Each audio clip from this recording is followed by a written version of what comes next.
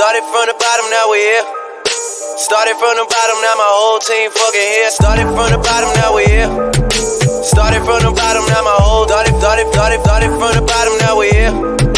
Started from the bottom, now my whole team fucking here. I done kept it real from the jump. I done kept it real from the jump. Started from the bottom, now we here. Started from the bottom, now my whole team fucking here. Started from the bottom, now we here. Started from the bottom, now my whole team fucking here. Started from the bottom, now we. I done kept it real from the. I done kept it real from the jump. Living at my mama house, we argue every month, nigga. I done kept it real from the jump. Living at my mama house, we argue every month, nigga. Started from the bottom, now we here. Started from the bottom, started from the bottom, now we here. Started from the bottom, now my whole team fucking here. I done kept it real from the jump. I done kept it real. I done kept it real from the jump. Yeah. This is for all you non-philosophizing black sheep, unwelcome, push to the side motherfuckers like me. Fuck what they say. TANG gang, Atheist Your Way. Yeah. Fuck what they say. TANG gang, Atheist Your Way. Let's get down to business. These bitches got glitches. And you thought you'd dismiss us? Nah. Now I'm laughing in stitches. See, the problem be, it'll be a tragic travesty to come after me. So just know this is how we get down. Respect that shit like a pronoun, bitch. Yeah. Fuck what they say. TANG gang, Atheist Your Way. Yeah. And fuck what they say. TANG gang, Atheist Your Way. Yeah. Fuck what they say. TANG gang, Atheist Your Way. Yeah. Fuck what they say. TANG gang, Atheist Your Way.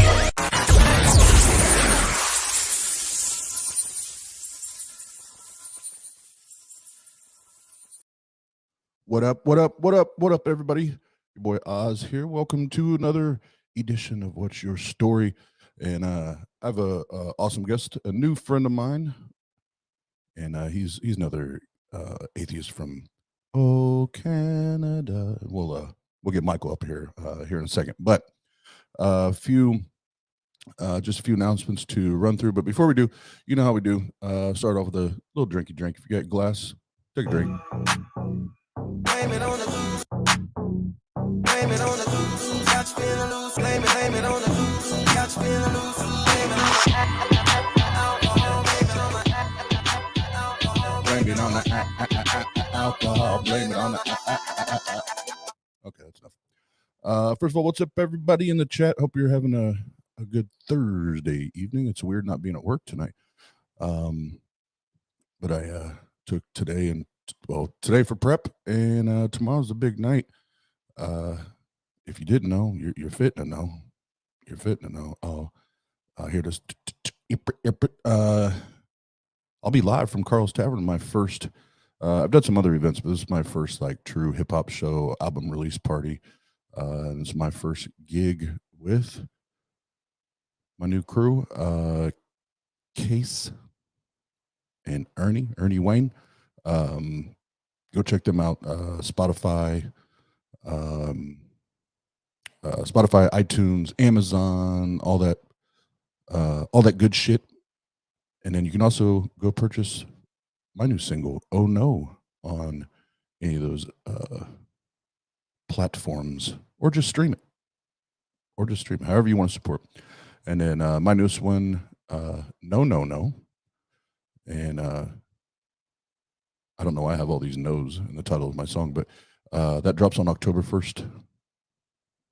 And more coming soon. But up next on Monday, I cannot tell you how excited I am. And I know Jena will be part of this interview as well. And just to give you a brief background on this and why and this is, as we say here on Tang, anecdotal.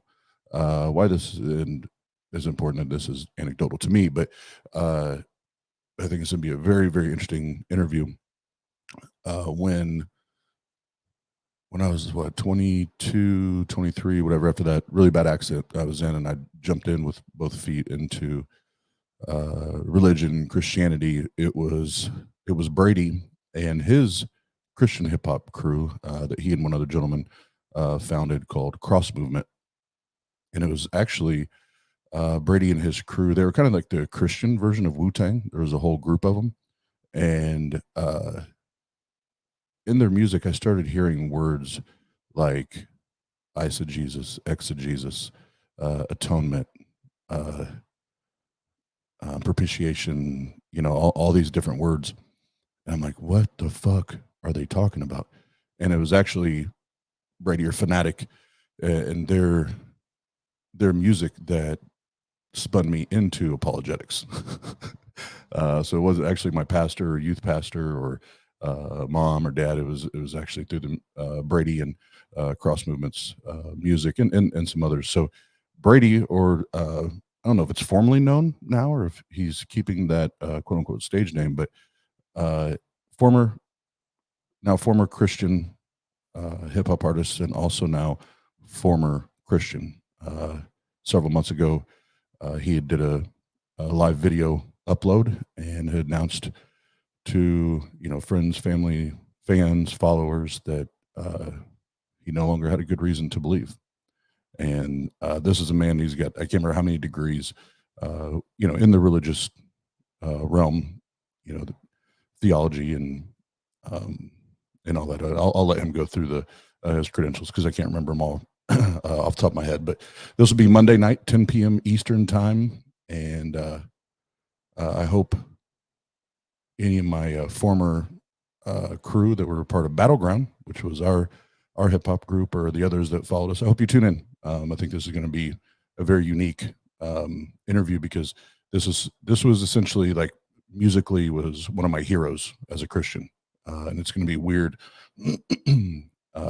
and awesome at the same time for us now to be having this conversation on the non-belief side of the table. So don't miss that. And then on the 3rd, October 3rd, we're doing this damn thing. I'm going to have Aunt Kathy, and yes, that is my real life Aunt Kathy, and her 2 daughters are, that I know of, we're the only 3, well, 4, including me, 4 non-believers or atheists or skeptics, whatever you want to call us, in the family. And it's been, a very interesting journey for Aunt Kathy as well. So don't miss that. That's going to be, and you guys already know, when Aunt Kathy and I get together, it's going to be, as she would say, a hoot. It's going to be a hoot. And then last but not least, because on my birthday stream, because, Biddy lives, because if you guys didn't know this, we do live on a flat earth. She lives at the very far corner of that flat earth where there's like very little internet. So we had so many people on during the birthday stream that her internet couldn't keep up. So we're going to do a whiskey, scotch, and cigars, the Biddy and Oz edition, on October 17th. So you can only imagine what kind of shenanigans that will entail. And then for those that don't know the picture, there, the 2 on the left, this last Halloween, Biddy thought it'd be hilarious to dress up like me on Halloween. So that's why that's there, because that is also a hoot. But anyway, again, everybody in the chat, thanks for hanging out. Good to see everybody tonight. And let's get the proceedings proceeding this evening. So everybody, please welcome my new friend, Michael, the Canadian atheist. What's up, Michael? Hola, senor. Greetings from Canuckland. How are you? I'm really good. So I got some good news for you right off the start. Okay. And that is, and I'm not. This is a well-kept secret. Okay. So there's only you and your millions of listeners will hear this. Whenever whenever a Canadian podcaster goes on an American show, the host automatically gains honorary Canadian citizenship. So welcome to Canada. Enjoy the healthcare. Awesome. That deserves drinks. There you go. Free healthcare. It's about fucking time. Blame it on the loose. Couch feeling loose. Blame it on the loose. Couch feeling loose. Blame it on the alcohol. Blame it on the alcohol. So, going to rewind a little bit and how Michael and I finally connected. It was a little over a year ago. Originally, Dr. Yashua Bowen tried to get us connected, and I think that was about the time of right around my mom's passing, and everything as far as communication in my life fell apart. Then we had never been able to connect there. And I think there was one other time, and I think it was right around Better. Maybe around Better, yeah. That we tried to connect, and between my schedule and your schedule, it just didn't happen. But then it was about 2 weeks ago, 3 weeks ago, something like that. Just about that, yeah. I'm being very careful, because after Better, one of my commitments to myself was to be more guarded and be more careful about what I'm engaged in, what I'm consuming, right?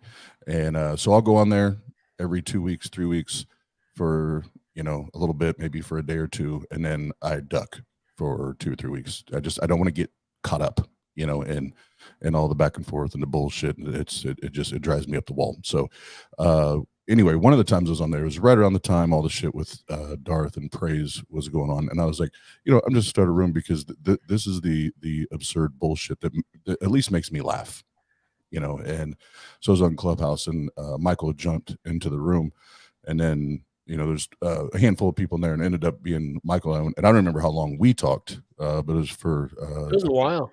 Yeah, a good minute, and it was kind of that instant, like, I think I like this guy. So I assume Michael felt the same way, because he's here tonight. But after that, he had sent me the email. We hooked up. Obviously, we're here tonight. So first of all, welcome to TANG or TANG Gang, Michael. That's for everybody watching, that's kind of the background of how we hooked up. But before we jump in, do you want to tell everybody what you do, where they can find you, podcast, YouTube, any of that?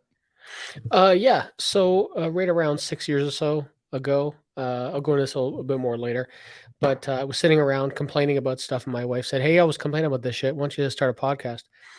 So I grabbed my phone, I called my friend Dean. I'm like, "Hey, I'm starting a podcast. You want it?" And he's like, "Okay." And the rest, as they say, is history. But yeah, Michael's my real name. This is my real face. I don't really hide who I am on pretty much all forms of social media.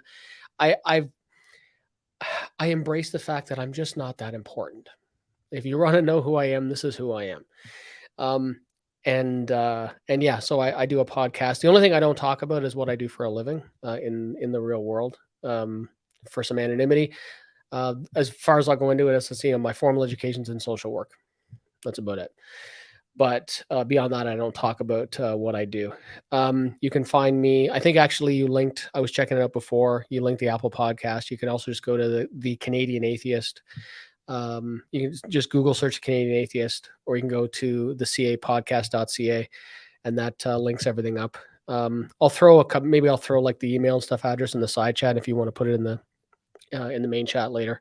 Absolutely. Rogers.com. We love having conversations with believers of all different faith traditions and atheists as well. My podcast partner, Dean, he has a real job and a life with young kids. And like I always joke around with him, kids ruin everything.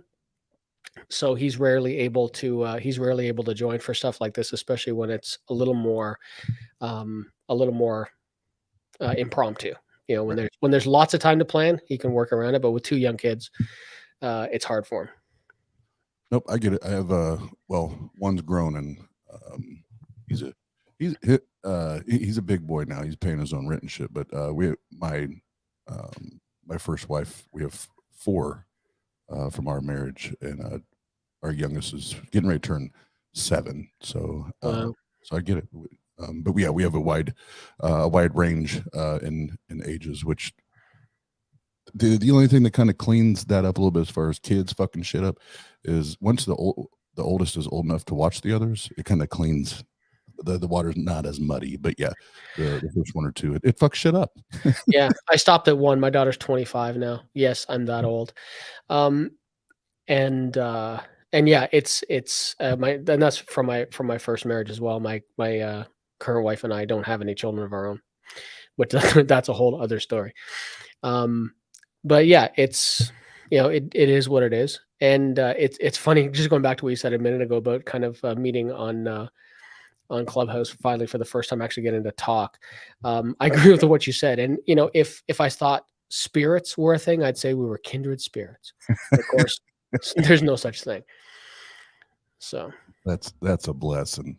That's a blessing. That's a blessing. Bless your heart. Yeah, the Christian way of saying, go fuck yourself. Yeah. I still love Seth Andrews' quote on that is still one of my all-time favorites. There's just a little itty bitty fuck you hidden right behind it. Yeah. There's somebody in the chat that wants to say something to you, but I have to grab something right here. Uh-oh, somebody in the chat. Yeah. Digital Humarubi. Oh shit, here he is. Okay. But I want everyone to notice how Michael, the atheist, is dodging and obfuscatingly prevaricating on my clear and circumspect question. Typical atheist canard. Well, see, now my opinion of you drops because you'll let anybody watch your streams. I mean, who is this guy? Yeah, come on. We ask the same questions. Same questions. Unless of course this is Megan, in which case it makes all the sense in the world because Megan is such a wonderful person. But that Josh guy, man. Megan is way too intelligent to use verbiage like that. Yeah, but you know what? It's funny, and I say this about my wife all the time too. Like, my wife is one of the smartest people I've ever met, and when I say that, I'll typically reference people like, and I've met Josh, right? And I still say my wife is one of the smartest people I know. But smart is sexy, man. Smart is sexy. That's I just said this on a stream the other night. That's why it was on my birthday stream. That's why I surround myself with a lot of smart people. Yeah. Because I'm neither sexy or smart. But when all of a sudden you're surrounded by it, it's, well, you're hoping it'll either bleed onto you, like, that you'll get it by osmosis, right? But I try not to spend too much time on camera because what I tell people say, oh, why don't you have it? And I am in the process of putting together a YouTube channel, but it's a bad combination of me being incredibly lazy and me having a face for radio. So. Yep, I hear you. That's what. Yeah, I should have been. I just told somebody the other day. I should have just been a radio like DJ. That way, you just listen to me and not have to actually fucking look at me. Oh, you could. You and Seth could actually do battles for sexy voice, man. You should be doing audiobooks. Battles? Oh man, I mean, I appreciate that compliment, but Seth is the buttery of all butters. Yes, he is. Yes. I know my place. I know my place. But yeah, before we move on, because this is another thing we do here at TANG Gang. Oh, here we go. There's this book. Oh yeah, that one. Yeah. This one. This was volume 1. So like, this is old shit. Right. This is. Old hang on.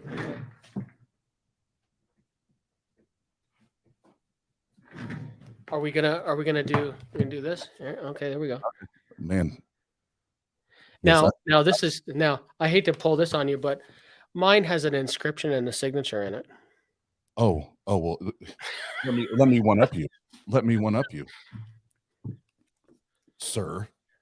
Oh yeah, I know you probably have a fucking credit in the book. Jesus Christ. What's this say? Page 1 of the acknowledgments. I would like to thank them especially here, Austin or Oz of the Atheist Network Group. Yeah. I'm in the book. Yeah, I know. Yeah. Are you holding up 2 as well? I have 2. Yep. Yeah. All right. Yeah. I won't bother showing the inscription of that because you're probably fucking credited in that one too. I tell you. Yeah, two's the one we're credited in. But yeah, for those watching, if you've not, I don't know why you wouldn't own, but volume 1 and 2, the Atheist Handbook to the Old Testament by Dr. Yeshua Bowen. Go buy it. And the other ones like that I won't grab, but did the Old Testament endorse slavery and I've got them all sitting right over there. Yep. I just keep them right here. I've learned just not to even put them back on the bookshelf because we do this all the time. So yeah, and so because I know Josh is probably still watching, he's been on our podcast now 6 times. 6 times, Oz, and I didn't get a credit in the book. You need to take that up with the author, bro. Yeah, come on. You didn't even get a scribble on the back. Like, I know. By the way, exactly. By the way. Well, I guess there's always volume 3. Well, that I was just going to say before we end it. Part of what we do here with TANG when we do that is, and Megan, this is Megan's favorite part. So when volume 1 launched, we all knew if there's a volume 1, there has to be a volume 2. Obviously, now there's a volume 2, and I'm sorry, Megan, but that means volume 3 is coming. Yep. Sorry, Megan.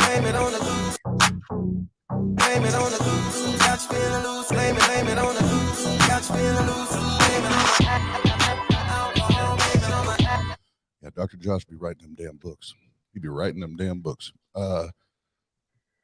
Let's get into a little bit of your story here, Michael. And for those watching, typically what your story is, very organic, but we'll talk. And then I actually have just some fun things to talk about at the end as far as kind of what you or what anyone will, if you go into a Clubhouse, what you're going to hear, or YouTube, Twitter, doesn't matter where, because there's a couple thoughts I've been had bouncing around in this little dome of mine over the last week.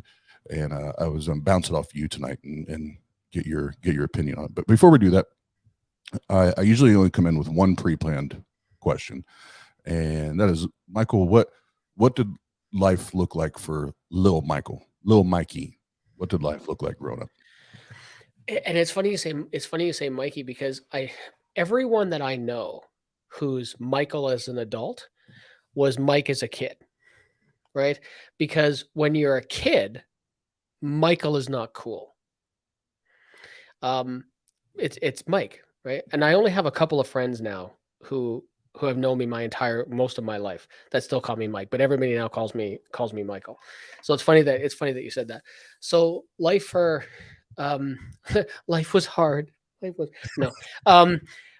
So it's funny. So I grew up in Toronto, just outside of Toronto in the suburbs. The youngest of 5. Grew up with 4 older sisters in the house. Ooh. And if you're thinking, boy, that must have been pretty sweet. No, it wasn't. I would throw my GI Joes at them and they would pour perfume in my underwear drawer. It was not okay. But it was interesting. My mom and dad, this was funny. So my mom was Catholic. My dad was Lutheran. And for everyone who has any kind of religious background, you just sit there clutching your pearls over the anathema that was their marriage. It was interesting because they never let the dogma get in the way of the love that they had for each other. And so they worked out some kind of deal, I guess, obviously. And I always, I was kind of, there's 6 years between me and my closest sister in age. Yeah. So I was very clearly an oops. But I think secretly my dad was like, yes, because 4 sisters and then me, right? So I don't know whether the condom broke or what happened, but here I am. And it was finally a boy for my dad. So it was, growing up was interesting. We had a good home life.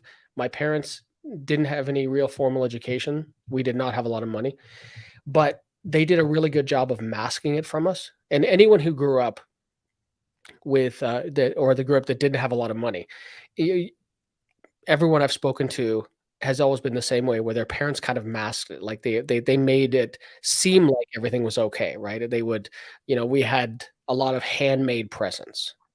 my mom knitted and crocheted, right? So we had those crazy slippers that, your mom would knit, and then she'd polish the floor like a fucking crazy person. So you step on the floor with your knitted socks and you fly and you break your face. So I'm not sure whether they were presents or torture devices, but my parents made us feel wealthy. It wasn't until I was maybe 9 or 10 years old, and I went over to one of my friends' places whose parents were quite wealthy, and I'm like, damn, we're poor.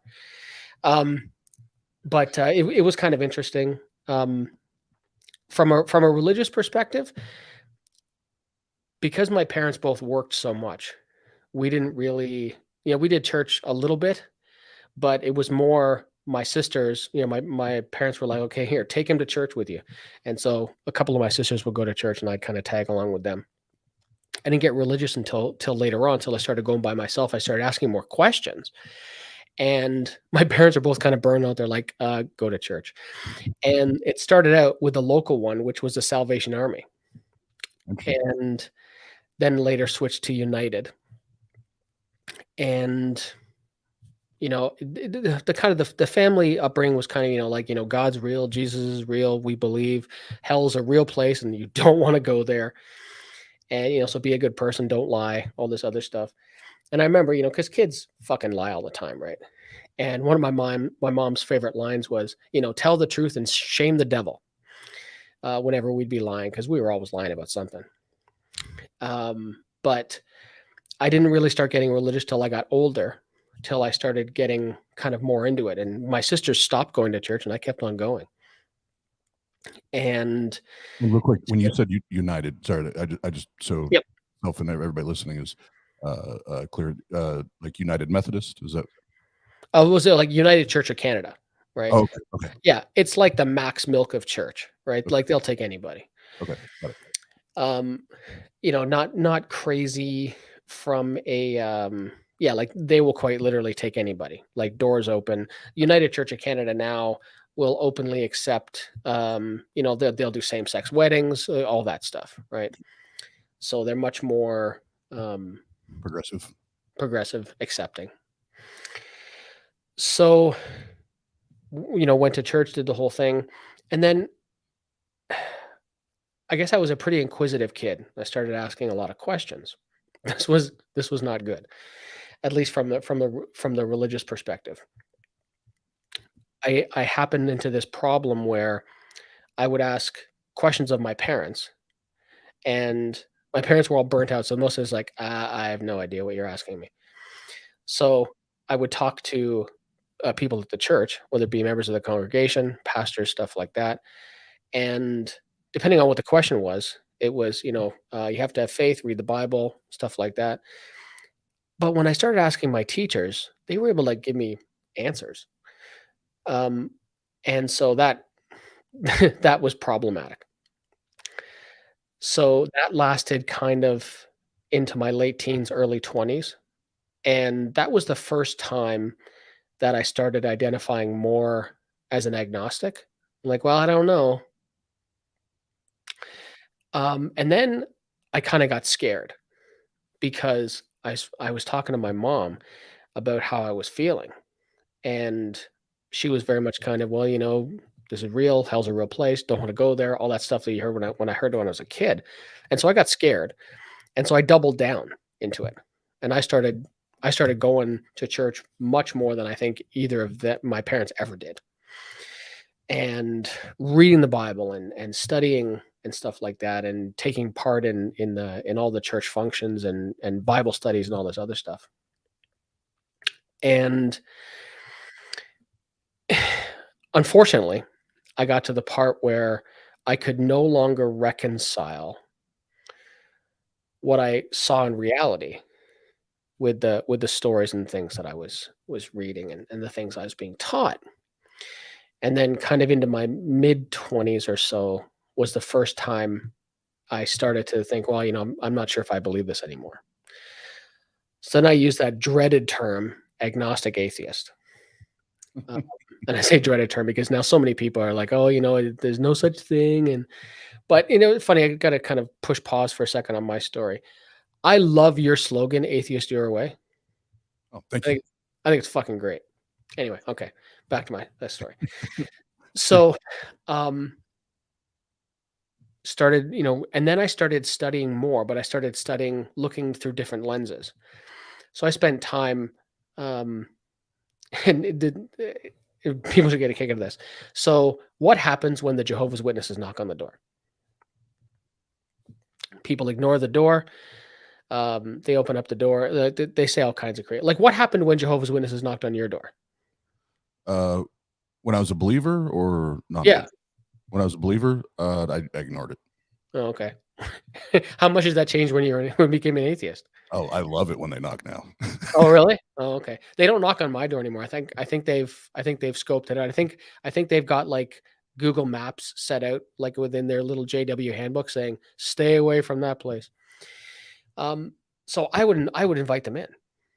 Yeah, come on in, sit down, have a chat, stuff like that. So spend a lot of time studying with witnesses. And if you've never done it, I would actually invite, crazy as it'll sound, everybody. The next time witnesses knock on your door, invite them in. And it's a fun experiment. So I studied with Jehovah's Witnesses for a while, studied with Mormons for a while.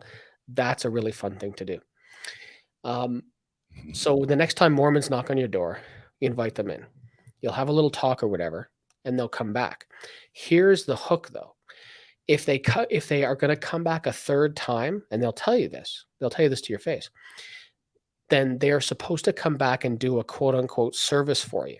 Now, don't get too excited. It's not a sexual service, but when they said that to me the first time, I'm like, really? And they're like, yeah, so we can do, and this is the guy, I still remember his name was Caleb. And he was there with a couple of other women. And he said, we can do something for you around the house. Is there something you need cleaned? And I'm like, you guys are fucking with me, right? Like, where's the camera? So they said, no, we'll just, think about it. And I'll give you a call and we'll set something up for the next time you're going to come. So I'm like, okay. So my wife comes home from work and I'm like, babe, here's the thing. And I tell her the story and she's like, fuck off. I'm like, no, seriously. So like, what do we around the house do we need done? So we're standing in the kitchen at the time. She's like, the kitchen floors are kind of dirty. And I'm like, okay. So when Caleb called me back, he's like, did you think about something we could do for you? And I said to him, I'm like, well, my wife said our kitchen floors are dirty. He's like, great.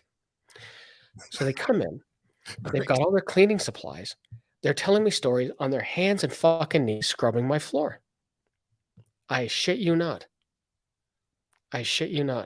So if your house is really dirty, okay, the moral of the story is invite Mormons in. So, all right. So I did that for a while and I would go to local churches and stuff like that and just go and ask questions. I went to Baptist, Pentecostals, mosques, Jewish temples, all kinds of stuff. The only one I couldn't really find, there was nothing closer convenient, was a Hindu temple. Read a lot, studied a lot, became more and more convinced that this stuff wasn't real. Everything else like that.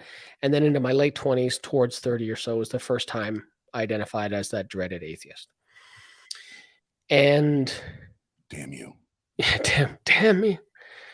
And we didn't talk about it.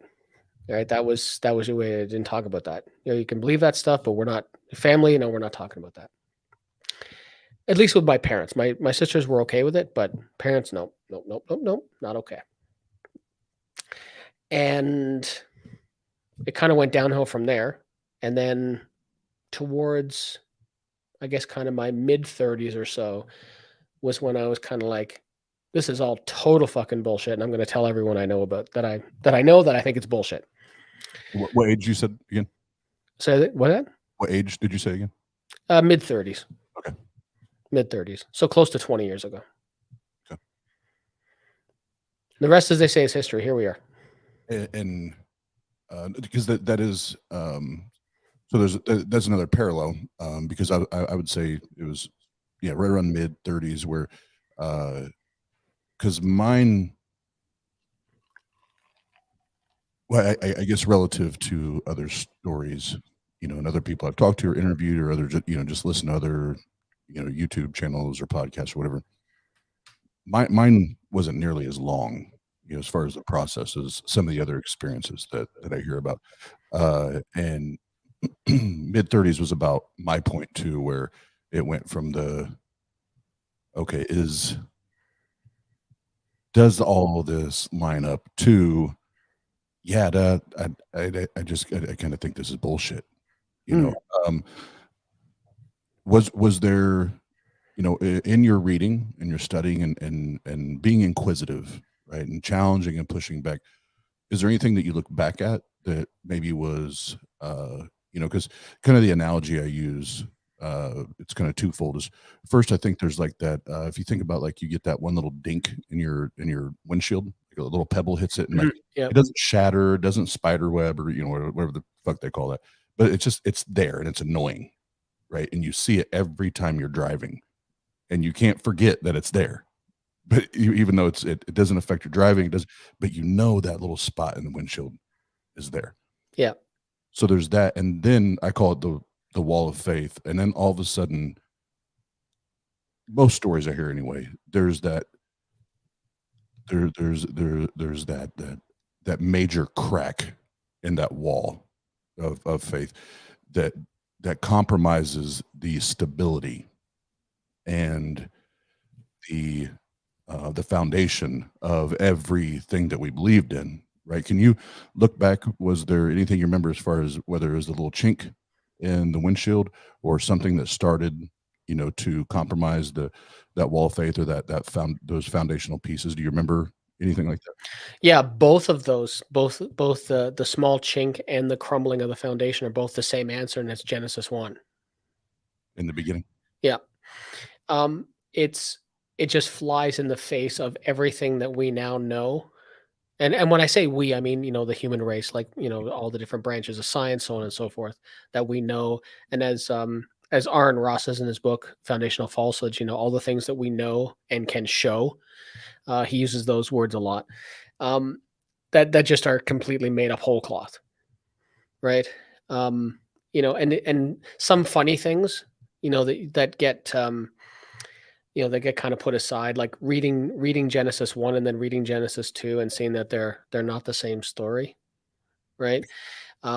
Or the sun being, vegetation on the third day, sun on the fourth, right? A global flood. There's just so many. So the answer to both questions is really Genesis 1. Interesting. Yeah. But this is your story, so I'm good. But no worries. Mine was started scripturally as well, and I think I shared this with you when we spoke on Clubhouse originally, but my brother's, he pastors a church like 700-800 members, whatnot, here in Fort Wayne. You did tell me this. Yeah. Yep. And my whole, not entirely, but on my mom's side of the family, majority, I would say, than not, are in some capacity in some type of full-time ministry, whether pastors, worship pastors, youth pastors, yada yada yada, whatever it is. And I look back at it now, and I always say, if my mom taught me anything well in regards to religion, she did teach me how to study the Bible very well. Right. And that was the greatest benefit as one that began to question, is now I knew, okay, well, I have all of these sources to go back and reference, but now not only do I have all these sources on this side of it, but now I've been introduced to, obviously we didn't have it then, but something, maybe akin to the Atheist Handbook to the Old Testament. Right. Now I know how to apply this study work, but now I have things that are external and on the other side, from the critical side or the skeptical side of this. And that's what started to crack everything open, because as you know, in church, Michael, they didn't teach us about the historical accuracy. We didn't learn about science. What are you talking about? The Bible is history. Nice try. But that's what we're told. Yeah, yeah, and How many times did you hear the Bible's a historical book? oh, every Exactly. I say every day because at that point that's all I listened to and consumed. Yeah. But the reason I said is it's interesting because it's no surprise because most people that I'm sure you've talked to, that I speak to, the common quote or saying is the Bible is the #1 atheist maker. Oh yeah, for sure. Yeah. And it's funny. I've kind of formulated a couple of different sayings in this, and it's pissed off more than a few people. And I'll say, I've never met a critical thinker that cracked the Bible at Genesis 1, closed it at Revelation 22, and said, yeah, that totally happened. Right. When we were talking about Alanis Morissette backstage before we started. Yeah. Isn't it ironic? Yeah, precisely. Yeah. And it's funny because there's a funny meme that was circulating. I haven't seen it for some time, but it circulated several years ago. And it was a meme of a Bible that had a bunch of colored tabs on it, like all the little individual Post-its all over it, and handwritten things in the sides and stuff like that. And the caption was, the road to atheism is littered with Bibles that have been read from cover to cover. And I think that's very true. But it is interesting, and it is something that I sit and scratch my head over, because even though, so I do take I am not a philosophy person at all. I do, work more like with the soft sciences, but I'm not a philosopher. And it is interesting how people, like, there are those who look at this and say, like, yeah, this is the truth. And other people look and say, yeah, this is totally, not the truth. And while I admit that I could be wrong about the whole thing, I do take the more positive stance, right? Like, there's people say all the time, like, I get into arguments with atheists about the definition of the word, right? The people who are just, kind of lack belief versus the people who take the more positive, like, SEP stance that they believe gods don't exist. Like, I am convinced, 100% convinced, that the Christian God is completely fucking made up. Absolutely. Like, just completely fucking made up. Based on where, and we, living in North America, we don't have the same exposure to Allah and Vishnu, Ganesh, and Brahman and these other gods, right? So I say that with less confidence, but still fairly convinced, because of the whole supernatural aspect, right? Absolutely. So I do take the positive stance. Like, people, it's like, God doesn't exist. Christian God fucking totally doesn't exist.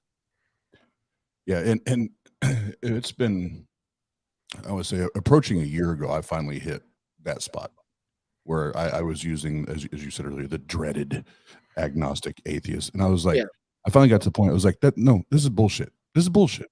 Like, why am I trying, for me personally, Right. I'm sure for me, why am I sugarcoating this shit? What, until there's a good reason, or you can clearly demonstrate that this motherfucker is real, he's not. He's just not real. Yeah. And it's funny because what I'll typically say to people is, like, however you identify, like, I will address you however you identify, right? Whether that be with, pronouns when it comes to gender, or how it, comes to, from a philosophical perspective, how you identify. If you call yourself an agnostic atheist, that is how I will address you. If you call yourself a strong atheist, that's how I'll address you. Oddly enough, I'm less likely to call you a Christian if you don't fucking behave like one. But when it comes to the people who don't believe, I'll address it. Like, it's no skin off my back to address you however you choose to be addressed. Absolutely. And even in the intro, which shout out to my beautiful girlfriend, my partner, my best friend Jena. I do the music, she does the visuals, because if I do the visuals, it looks like a kindergartner put the damn shit together. So yeah, thanks for setting the bar so fucking high. As I'm sitting here kind of contemplating, putting together a YouTube channel, and then I have to watch intros like you do, and I have no creativity whatsoever. Like, thanks a lot. Well, that's you can blame Jena. Okay, all right. Is the brilliance behind that. I make words rhyme, and I put it on a song. She makes it look good. Right. Okay. She does. Okay. But yeah, shout out to her on that. But in there, and it was very intentional and strategic when I put in there because of one of the monthly streams we do. We have a LGBTQ plus community talk show. Where it's each month there's a particular topic, or maybe something's happened recently, whether it's bills or laws or whatever, and the panel will discuss it. But in the song, whether it's somebody wants to say atheist, agnostic, atheist, skeptic, or theist, or whatever it is, it's the same thing. Respect that shit like a pronoun, bitch. Yeah. Like just be just because you don't like it doesn't mean you can't be respectful. Doesn't mean you can't be kind, and it doesn't mean you can't say, you know what, I may not. Because I remember when I was leaving religion and I was leaving faith. My God, I don't know what your experience was with this. And this might be a little bit of a rabbit trail, but when I was coming out, and I didn't even know what a pronoun was. I mean, I knew what it was scholastically, right? But yeah. I didn't know. All of a sudden, all these new terms and everything are being thrown at me, and I'm like, look, I'm not trying to be insensitive, and Right. I'm not trying to be an asshole, but I have no idea what we're talking about right now. And no, 100%. I'm educated. Yeah, we're 100%. So I mean, like, I'm not sure how. So I'm 51, right? So I'm a Gen Xer, and for me, I've always taken the approach where, I will address you however you want to be addressed. I may fuck up, right? And I have, right? And people I've spoken to, I will, I have occasionally accidentally misgendered someone. And then I just, and the best I can do is say, fuck, I'm sorry. And then you try to do better, right? The people you're interacting with, they can tell whether or not you're purposely doing it, right? Like some of the assholes that are all over, that are all online, and that will very purposely, like on fucking purpose, misgender someone just because they're cruel fuckers. So I've made mistakes. You own the mistake and you try to move forward. But yeah, very much like you, like all of a sudden, like, and that's why, like, for me, whenever I'm addressing someone, like if we talk about it on our podcast or anything else like that, I, again, a stream of me being lazy. I'm aware that, the whole thing, LGBTQIA, like, and all the 2IA and stuff like that. But I will just typically say LGBT, right? And most people that I encounter are fine with that. Like, they understand, oh, LGBT, yeah, this, it's not necessarily as inclusive as, as naming it all, but it's not offside, so to say. But yeah, it was new to me too. Like my daughter identifies as asexual, right? And like I had to think about it for a second, because I'm like, because I said, my daughter, right? And yet, she still uses she, her pronouns. But when it comes to like her more gender identity, she's not attracted to necessarily men or women. She told me, she said, the best way I can explain it, Dad, is that I'm not attracted to the sex or gender of the person. I'm attracted to the individual. I'm like, okay, I guess that makes sense. Yep. And and this is where Christians love it when I say this. This is where that satanic book, that satanic Bible has it better than you guys do. Just do what thou wilt, and the old saying, "Live and let live." If someone's doing something, they want to be identified as or referred to as A, B, C, whatever. Who the fuck cares? Yeah. Who the fuck cares? Why does that hurt you? What does that Well, no, bother? it doesn't. It doesn't. And it's funny. I've used even a much more crass way of putting it across than that. I will sometimes, like in downtown Toronto, we have the Young Dundas Square, which is like a poor man's Times Square. But much smaller, but you can tell that they very much, like, if you ever just do a Google search of Young Dundas Square, Toronto, you'll see it and be like, oh yeah, they're kind of trying to do Times Square. Anyway, I'll go down there and they have the soapbox preachers and stuff like that.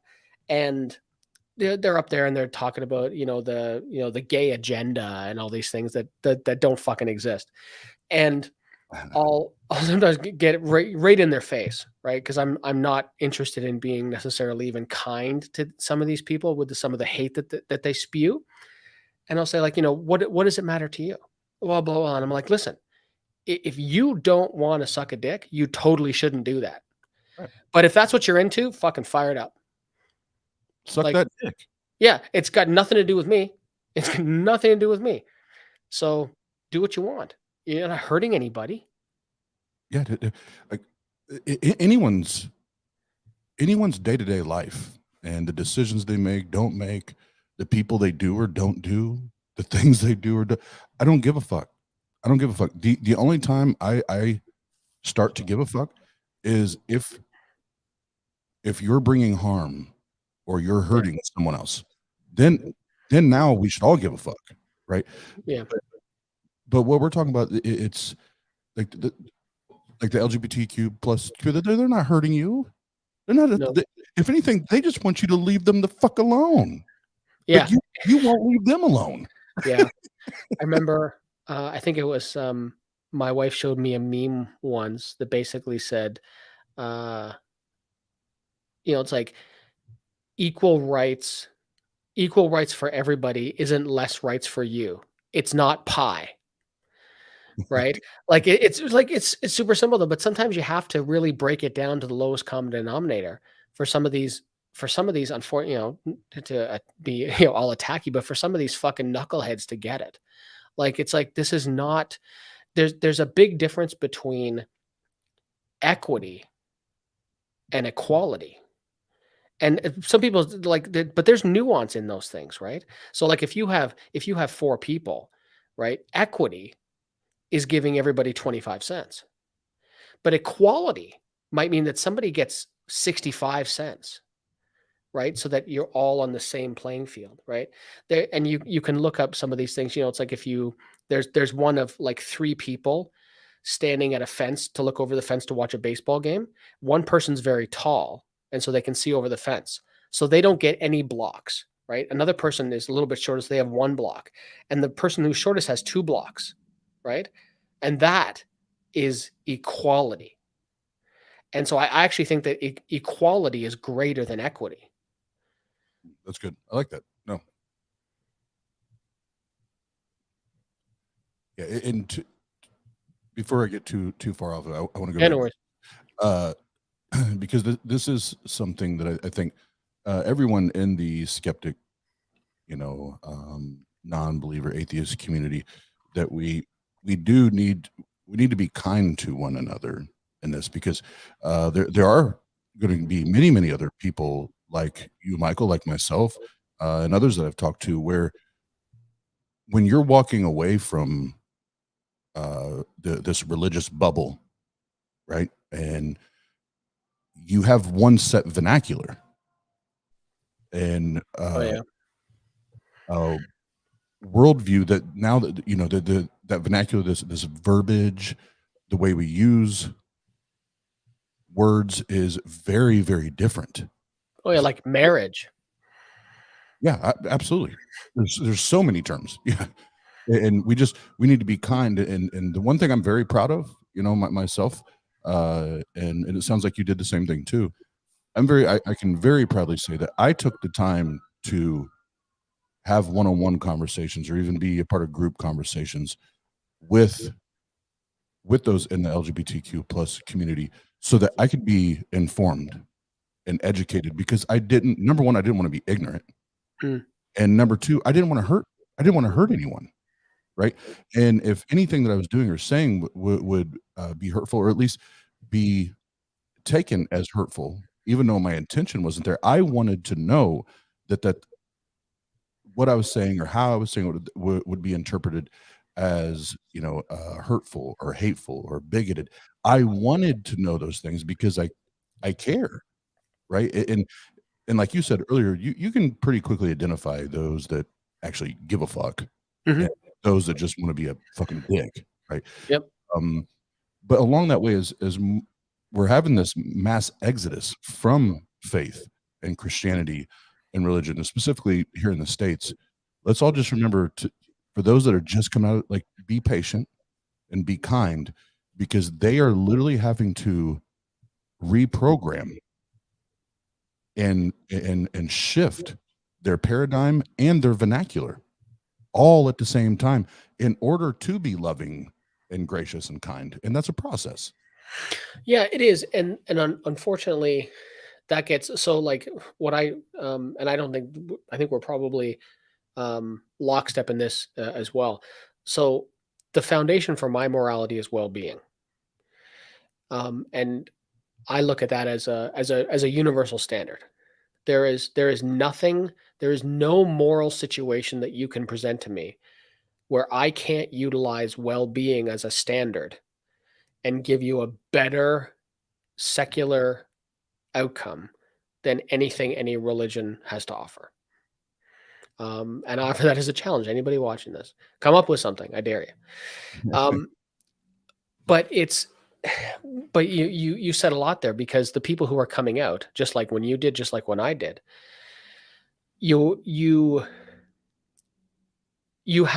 everybody has a toolbox, but unfortunately, in many instances, not all, because there are different, there are people who are varying degrees of religiosity. Some much more accepting, like those in the United Church and stuff like that, versus, hate preachers like Steven Anderson and others, just garbage fucking human beings. So some people need a whole new toolbox, and some people need to swap out a few tools to carry that metaphor further, right?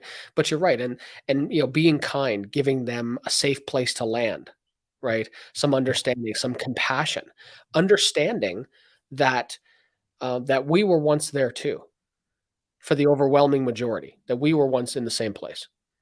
You literally just see, and I feel like if there's a such thing as previous lives, Michael, you and I were brothers at some point in these previous lives. You literally just used a term that Jena and I use all the time, but we use on the channel and very specifically our Discord, and that is giving people a soft place to land. Yeah, and we like literally that's part of our quote unquote vernacular as a channel, is providing that, whether it's this conversation or mental health or abuse or so on and so forth. And that is so critical. That is so critical, because when people are walking away, we have to remember what it was like for us. Mm-hmm. Yeah, absolutely. And this shit's not easy, man. This shit's not fucking easy. When you're walking away, especially like I was literally born into it. Like and sorry to be for those viewing, I think Michael and I at this point we can say whatever, but for those viewing or in the chat, this is going to be a vivid mental picture. But literally from the time I popped out of my mom's vagina, I was in church. Right. That's all I fucking knew. You were just like, and you got baptized right away. Yeah. And so I often, even for myself, I have to remind myself that was me at one point. That was me at one point, trying to figure all this shit out and navigate this shit. And one of the quickest ways to get somebody to turn and dare I say tuck tail, but I think in some regards it might be that turn, tuck tail, and dive back into religion, maybe even double down on it, is now feeling like not only are they possibly going to lose this community, but they don't even belong here.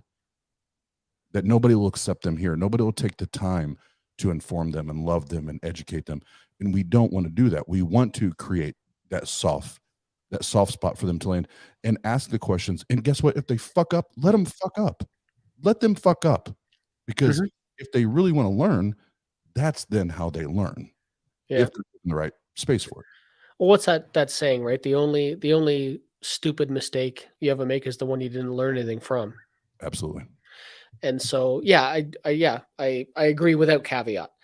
I think that, and it's weird because the background that I came from was not the quote unquote fundamentalist background. It really wasn't. And so I had an easier time, I think, probably than, like, if you and I were to sit down and compare notes, like in our younger years and teenage years and stuff like that, your story will have been more harsh than mine. I think that's not a big stretch. But it's all still, it's like, I think what a lot of times people forget is hate and fear are both taught. And when you are young and you're told about this place called, heaven, and then you're told about the opposite side, this place called hell. And while there are some, like Jehovah's Witnesses, for example, they're annihilationists. Mm-hmm. So hell for them, there's no such thing, right? They reference the passage in the Bible that talks about Gehenna, which is where your body goes, but that you're gone, right? That you're just done. So witnesses don't necessarily have that same type of fire and brimstone, wrath of God, writhing in agony for all of eternity, like Baptists, for example, or Pentecostals will have. But if you sit and think about that for a second, even as an adult, right? Even as I'm a 51-year-old child, but as someone who's over 50, if I sit and think about it for just a few minutes, the concept of hell is fucking terrifying. Absolutely. Absolutely. So, and if you say it doesn't scare you, you're lying, right? You're either lying to everybody else or you're lying to yourself.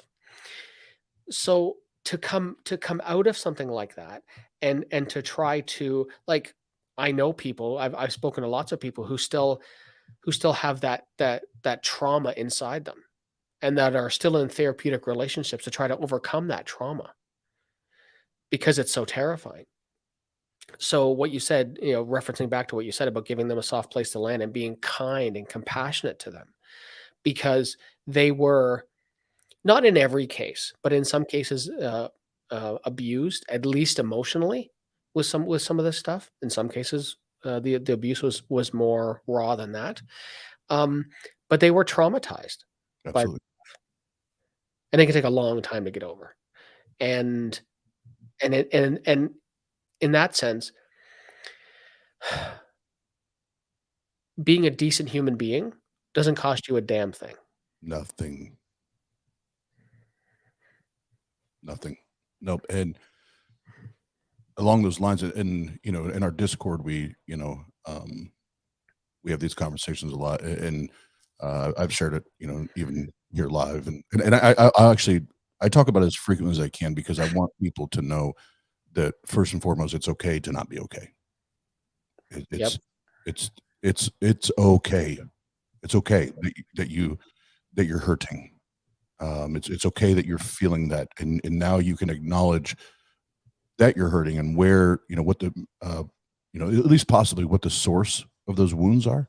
Mm-hmm. But now what are the next steps and how do we begin the healing process? But Michael, for me, it was a 2-year, like a literal 2-year process in therapy to redirect the neurological pathways in my brain to help me, and not even to get rid of, but truly minimize the effects of the fear of hell. Because I would have, especially when I walked away, I would have nightmares and wake up like sweating or wake up like freaking out thinking I was in hell. Oh yeah, for sure. There are some people for whom, like, I've done counseling, and so there are some people for whom something like a therapeutic solution, like solution focused brief therapy, will really work for them. But there are other people that need more like complex CBT and other forms of therapeutic relationships, to really be trained in the coping mechanisms to get over these types of trauma, which in some cases are become generational. But these different types of trauma, and there's no such thing as, and that's why there's multiple different types of therapeutic models, right? It's not it's like not everybody can take Tylenol, right? Some people need Advil, some people need Aleve, some people need Motrin, right? There's no cookie cutter. It's not one size fits all, right? So in the same way that there's, different types of painkillers, there's different types of therapeutic relationships. I think the fact that you, quote unquote, got over it in 2 years is a testament to your strength. Because I know people that have been dealing with it in maybe parallel ways that you have, that have been out of it longer and are still not doing as well as you are. Yeah. And that's disgusting. That's disgusting. Mm-hmm.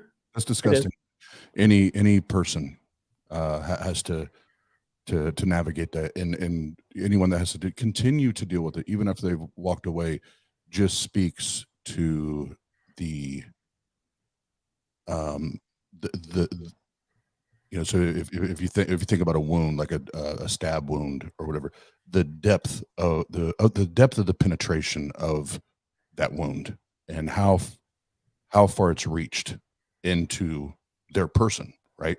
And how much they feel it, and how long it takes for that deep wound to actually even get to the point where maybe like I consider myself at this point where it's a scab, and every once in a while that scab gets ripped off.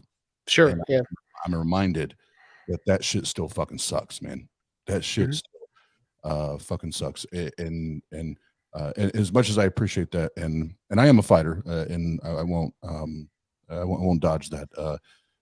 And I don't have a quit button in my brain, but I also have an amazing atheist secular therapist, and she's a former believer, kind of same background I came from.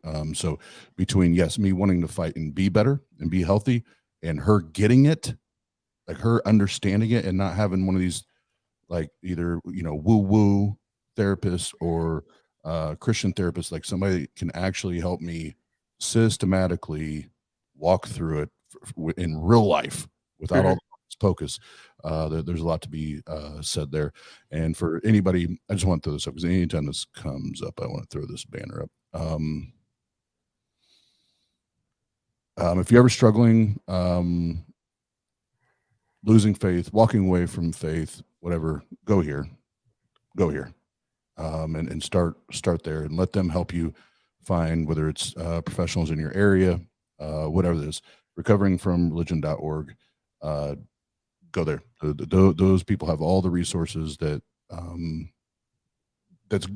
going to be available in your area for you. So we'll start. In fact, our last episode 171, Steve Ironside from RFR was on. Oh, awesome.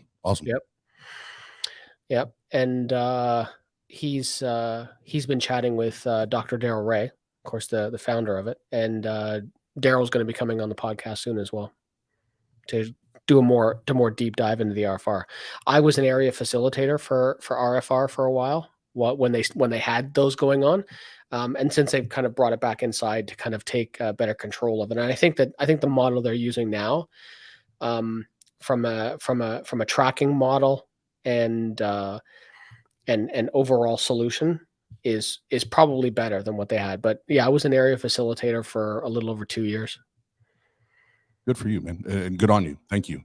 And we all need more and more people that are, because we talk about normalizing atheism, and we fuck, and abroad we do that, but here in America, God damn it, it should be normal for me to say I don't believe in hocus pocus, right? That should be normal. But the mental health conversation and the stigma behind it, this should be a normal conversation. Just like somebody has diabetes, it shouldn't be, when I say I'm bipolar 1, it shouldn't be to say, oh, Oz is fucking crazy. He's a fucking psychopath. But no, I just got some chemicals mixed up in my brain, man. Yeah. Like, I'm easy to get along with. If anything, I'm actually a big old teddy bear. Just don't piss me off. No. But it's, you know, normalizing that and letting people know that there are these, as you said, Michael, and we say as often as we can, there are soft places that you can find and that you can land to where this is a very normal conversation for us. We don't hesitate to have that conversation. And I love that you did that. And I hope more and more people that can get involved with recovering from religion, whether it's being, you know, one that takes the calls, one that directs to, you know, local, you know, giving help us finding local secular therapy, things like that. I think that's badass and we need more of it. Yeah, there's the Secular Therapy Project as well. That's part of RFR, and they do a lot of great work where they can point you in that. There you go. They can direct you to resources as well. If you're, and it's funny, you know, you talk about kind of the normalizing atheism. It's again touching on before we talked about, you know, the Alanis Morissette thing. Isn't it ironic? So Canada in the preamble to our Constitution. It's actually right in our Constitution. We recognize the supremacy of Almighty God. Right in our Constitution. And yet, Canada is much more secular than the U.S. is. Much. Yeah, much more secular. Catholicism is probably the largest percentage. I think it's around, of those who are religious, I think it's around 29% are Catholic. And then Protestant is the next largest, but we also have we have large Islamic and Sikh communities as well. So, but yeah, you're right in that this should not be this should be able to be like a water cooler conversation and not, you know, in the closet, so to speak. Right. Yeah. And before we switch gears here, because we're at an hour and 10, so we're going to shift gears here in a second. And no worries. But before we do it, two things I want to say. One, kind of piggyback off what Michael just said.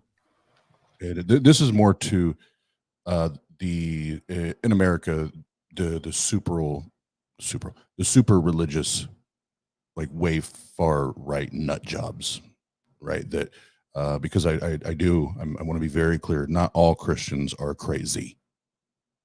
A majority, but not all.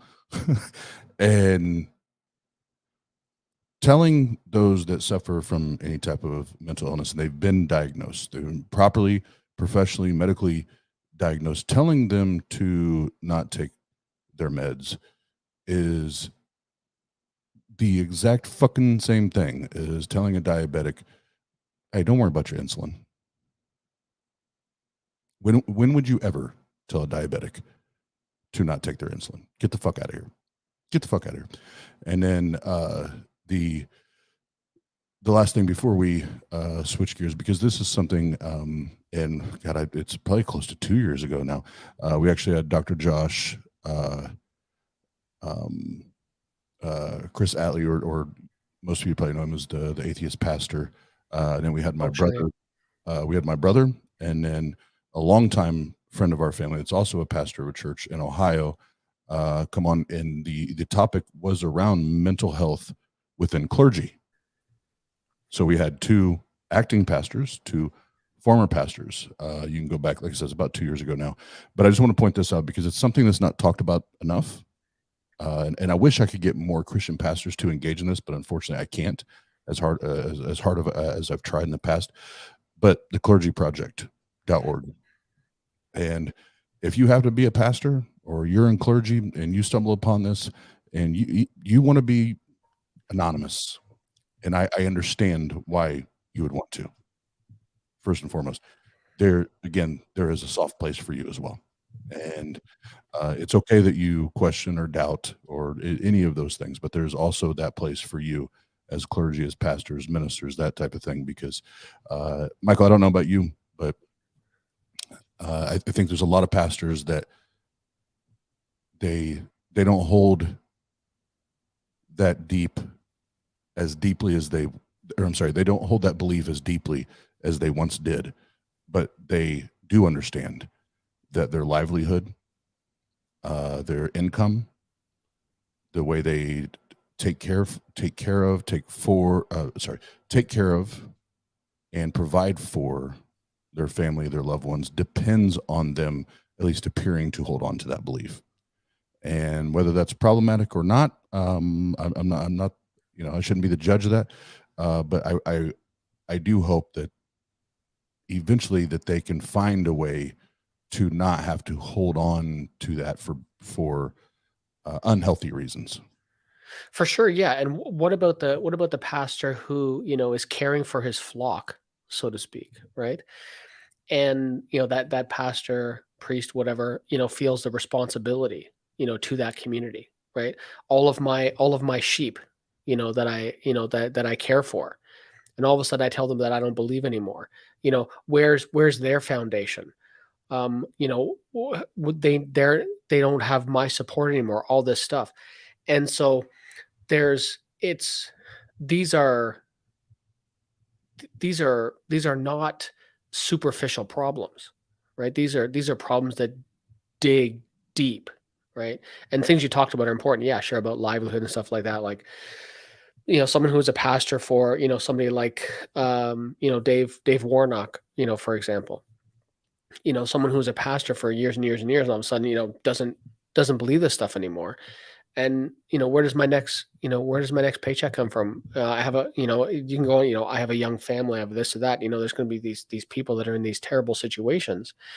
And there's the thought about what they may or may not be, the harm they're causing to their flock. But then there's also the internal struggle that they're having, because they feel like, yes, I feel bad for these people, but I'm also up there fucking lying to them. They get to that point where they don't believe it anymore. And so they're living this lie, and the psychological typhoon that must be going on inside their heads, I can't even imagine. Yep, and no, I'm not going to edit there because that'd be, I think that'd be very unfair to end up with. So there's studies. Just go do your studies. There's very interesting statistics on if you do just go ogle, as my grandpa called it before he passed, but go to Google, and there's a lot of new interesting statistics on pastors and youth pastors that have been questioning their faith and where it's led them. And I'm gonna leave it there because I don't want to end this on a super like dark or negative note, but just go do your own research. And unfortunately, they don't understand and they don't know that they have that soft place. And oh yeah, I think you're right.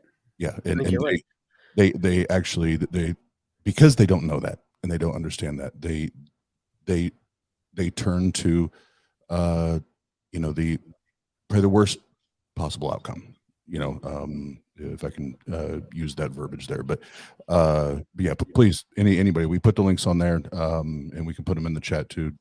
Jena, if you can please put those resources back in the chat again one more time before we shift gears. But before we do that, Michael, thank you, because I always appreciate those conversations, and I'm very grateful that that you're cool and comfortable having that. And I do appreciate that. Thank you.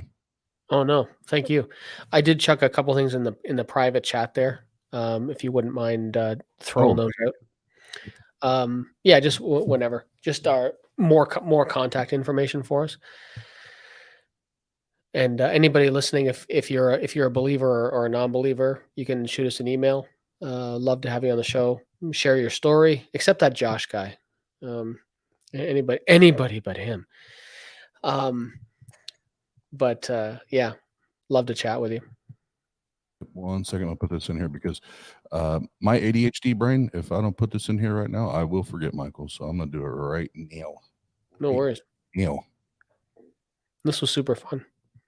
Hell yeah. What? And now it's only gonna get better. It's only gonna get better. Uh-oh. Better. And sorry for the dead air, everybody in the chat, but y'all know your boy. Your boy has to put this shit up here or over. So there we go. So you have the website. You have Michael's Twitter sphere call name and also an email. Holla at your boy. Yeah, and to be clear, this is not just me. I do with my dear friend Dean. One of the things I say commonly is when Dean's not available to be there, I'll commonly describe him as my rock because I'm no good on my own. I just get into trouble when I'm by myself. So when he's not able to be there, I have to bring a guest on to act as a stabilizing force. So it's not just me. Well, and I feel the same way. Luckily, my my host or co-host together, whatever we want to call it, and which is also my best friend or my girlfriend. Like when she's present, things seem to stay on track and on the rails. When she's not around, usually there's a train wreck, and it's usually my fault.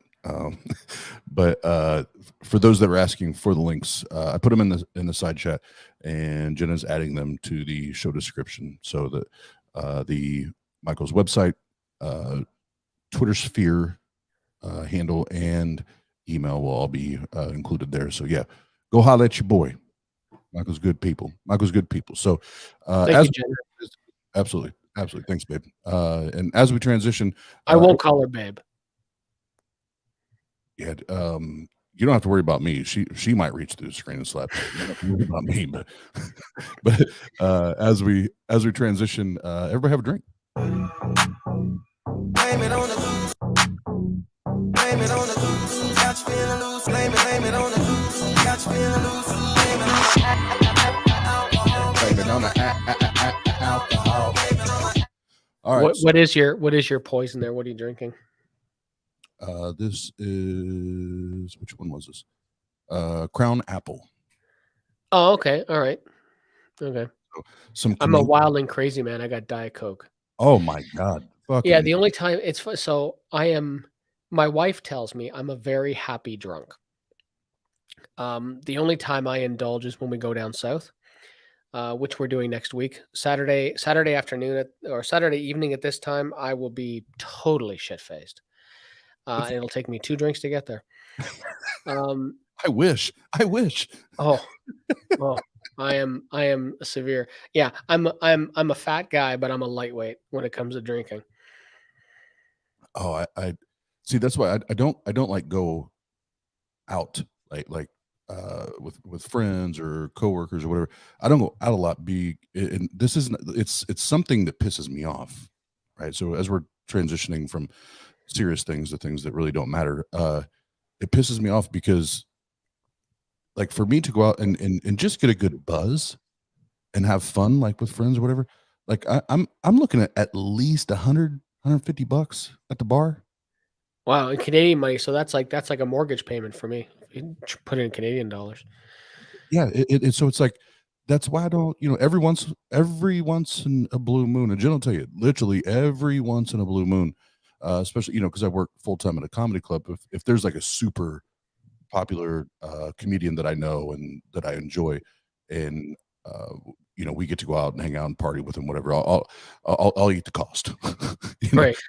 I'll go out and do it. But other than that, like I buy a bottle and I come home because I'd spend $20 or whatever versus 150. So I wish 2 drinks got me buzzed. Oh yeah. Well, it's the same for me. So because I don't really drink much except when we go down south, we have a bar in our basement that would give me and 100 of my closest friends alcohol poisoning. I buy great single malt scotches and all kinds of stuff, and but yeah, but I don't drink it for the most part. Yeah, see that motherfucker be empty if that was my bar.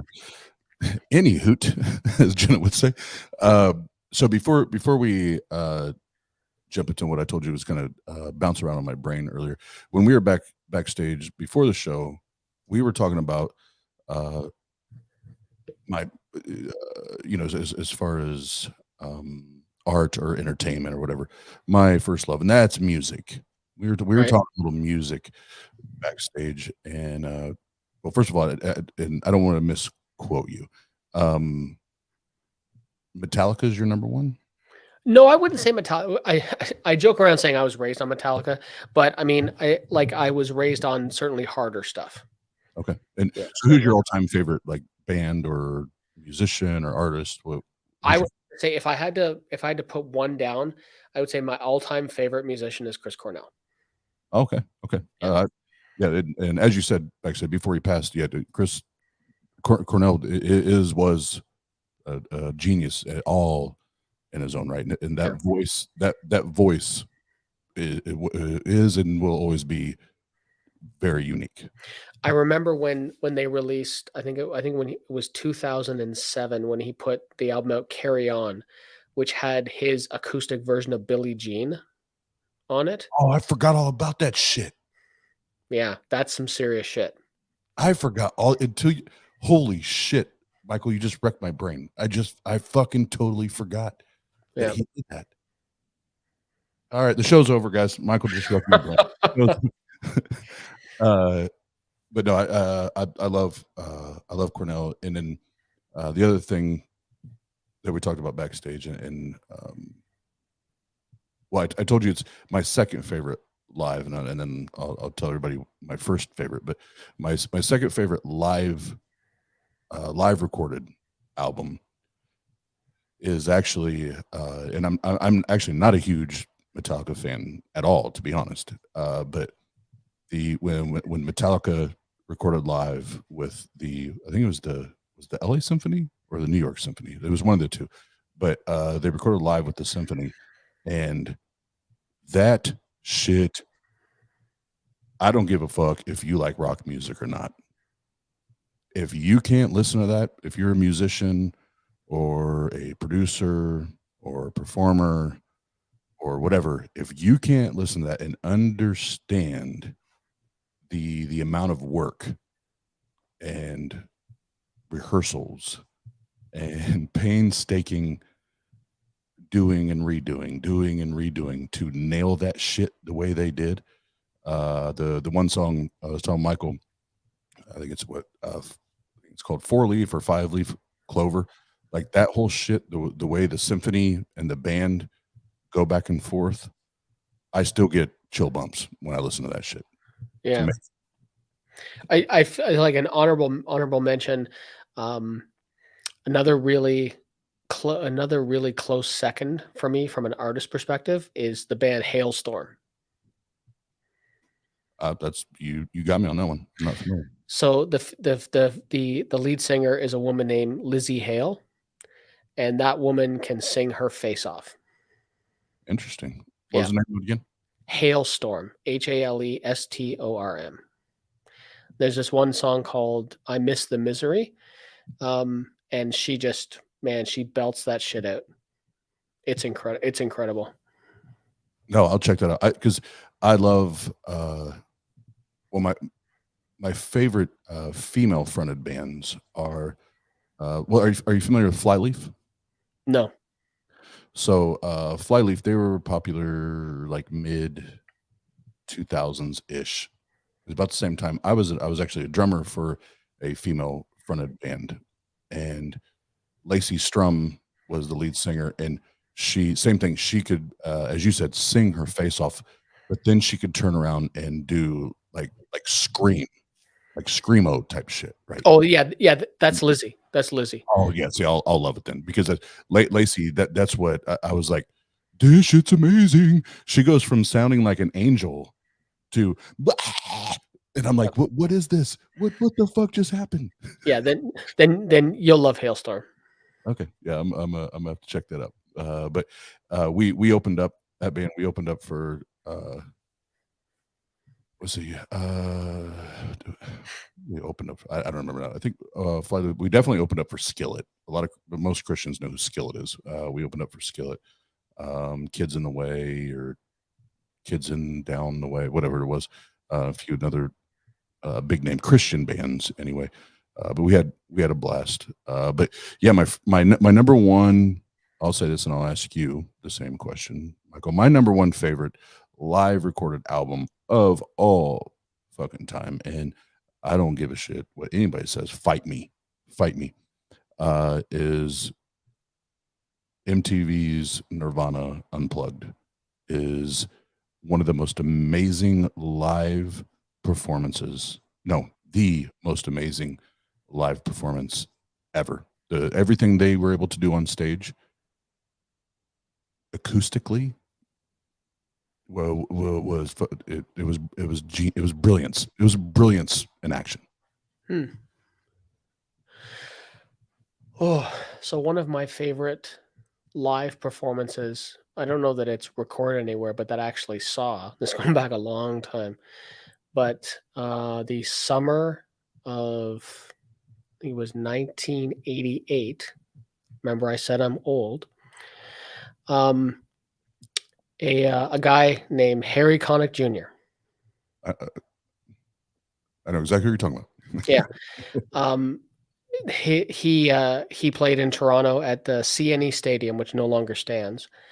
But there was probably, I don't know, 28,000 people. And he was there with his big brass band, right? Because he's a big band kind of guy. Does, kind of very Sinatra-esque vocals and stuff like that. And there was a little bit of rain. Like it was raining just a little bit. And about 2.5 hours into the show, because we're all like, it's like, okay, because we were sitting there getting rained on, right? And he said, I want to thank everybody for staying here. And he said, if it's okay with you, I'm just going to keep going till you tell me to stop. And he played for close to 5 hours. Holy shit. Until his voice was finally like, guys, I can't do this anymore. But it was amazing. It was amazing. And there is something to be said for, because those artists are rare nowadays, where they actually want to give, like truly give back to their listeners and those that provide these millions of dollars that they have to live on. Right? Yeah. And that they'll say for whether even if they only did it one night a year, I actually think that's a great business strategy, is that it's random. You don't know what city it's going to be in. You don't know when and where it's going to happen. But once a year, this artist that like millions of people love, that's just part of his tour dates, is you don't know which date it is. Whenever they are feeling it, right, they're going to jump on stage and be like, tonight it's request only, and I'm going to go as long as I can go. Yeah, that'd be amazing. Yeah. And because if like I talked about backstage, I'm current day, Post Malone is that's my motherfucking dude. And if he announced something like that, I would find a way to purchase tickets in all the cities around me, just in case it happened to be one of those dates. You know what I mean? Yeah. Yeah. I have a very dear friend of mine who I've known the longest. I've known her since grade 2. And when she was in university, she traveled around like for a whole summer, following around the Tragically Hip. And she saw them in concert, I think 37 times. Oh, wow. Okay. Yeah. And I mean, like they played massive stadiums, but they would also just show up, at a bar in Kingston, which is kind of their hometown. And they would just show up at a bar in Kingston and play. Yeah. See, yeah. Oh man, I love that. I love that shit. And just pipe dreams right now. Pipe dreams. Like, me releasing these singles out. Like if I ever get a chance to do it, like even just like little mini tours, like I want to do that shit. Like that shit means more to me than like doing these like huge fucking stadiums, because I love people. I love being with people that like and care about or into the same shit, and that makes me think like, well, up until COVID, Post was doing that.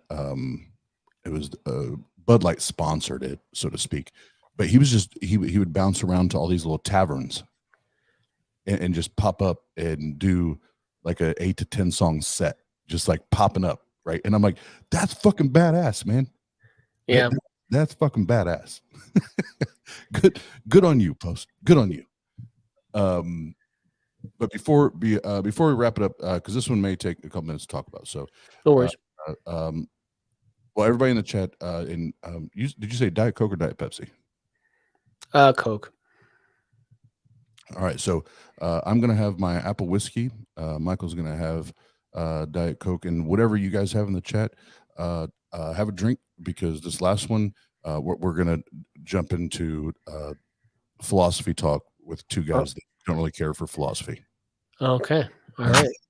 Blame it on the loose. Blame it on the loose. Got you feeling loose. Blame it on the loose. Got you feeling loose. Blame it on the alcohol. Blame it on the alcohol. Blame it on the alcohol. Blame it on the. All right, so Michael, I think I have to get a cigarette for this one because philosophy hurts my brain.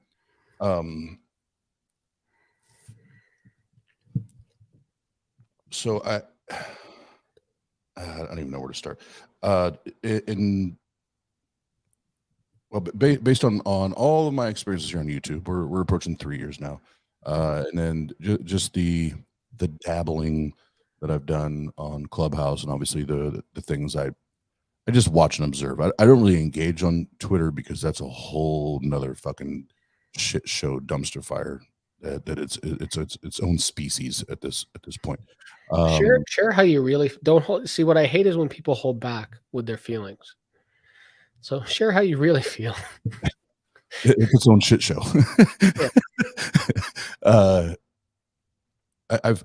I've started to wonder, really over the last week, 2 weeks, in regards to philosophy, and obviously we have a lot of very, very well educated people in this field, in the skeptic, atheist, non-believer community, right? They're very informed, very well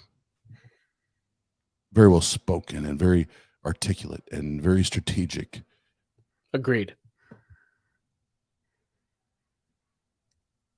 But even though that's true, I am going to say but, and I know that's the English the English language eraser of everything I just said. So it won't be. It is, yeah. But I'm really sorry, but yeah. Yeah, but as much information as one may have on that, in now feeding that information and challenging the believer, the theist, especially the Christians, with this information, are we enabling this dissonance?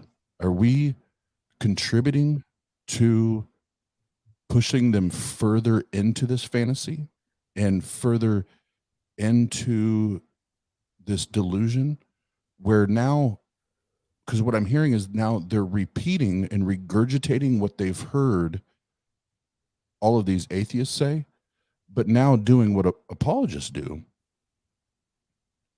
is they're spinning it, bending it, contorting it, and mutating it to fit their narrative and to fit their argument. So is this philosophy talk, is it actually benefiting the non-believer, the non-believer's argument, or is it actually making it more dangerous? Because now they're being opened up to this repertoire of words and tools and arguments that they would have never heard of until YouTube, Clubhouse, yada yada yada. Are we actually doing good, or are we now being part of the problem? Can't we just talk about something simple like the nature of reality? So no, I think it's interesting. So I think the best answer is maybe. And what I mean by that is, so I'm so totally not a philosopher, right? I understand the utility of it.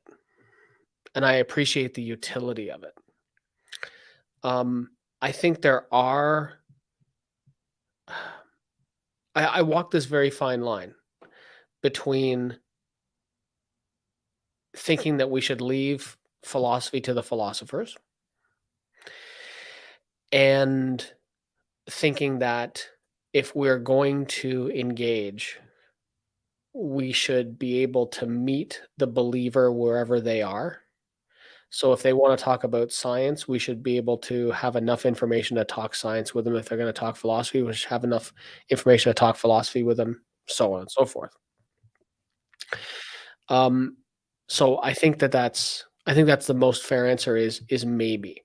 I think you're right in that there are a good degree of YouTube, Clubhouse, etc. apologists who have weaponized philosophy and turned it into this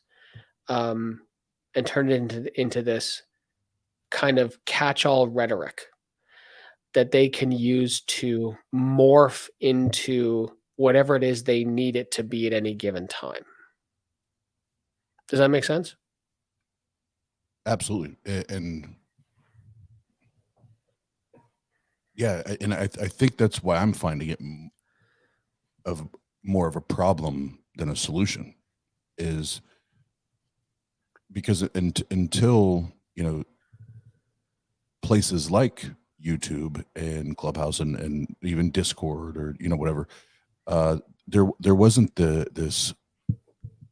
weren't these big areas for especially your average lay person, your lay Christian, to learn these terms, learn, you know, even some of the words and the definitions of these.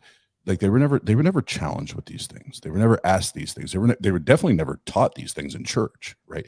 The only reason that they've learned these things, the only reason they have discovered these things, unless they went to school, but I'm talking about the ones that I've heard, and they themselves on YouTube and Clubhouse have said, you know, that they don't hold a degree in, you know, theology or philosophy or anything like that.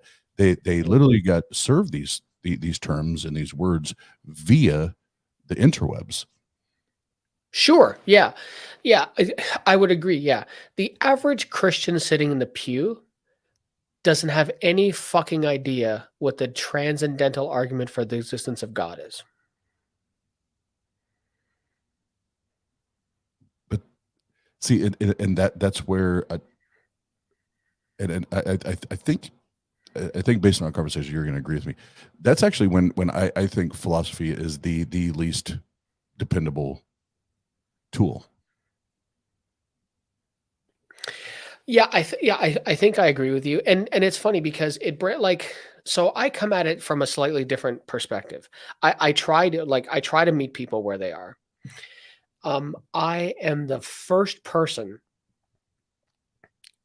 to say, I don't know. Absolutely. Especially when I don't know. It's like if you, and I've said this to some people, like if you want a different answer, ask a different atheist. But I'm not just going to make shit up to carry the conversation forward. If I don't know something, I'm going to say I don't know. You can ask me what I believe, right? You know, like knowledge being a subset of beliefs. You can ask me what I believe or what I'm convinced of, but do I know it? Do I know what it is do I have an answer for you with absolute certainty? Probably not. And I'm perfectly fine with saying I don't know. Now, there are some things I don't argue anymore.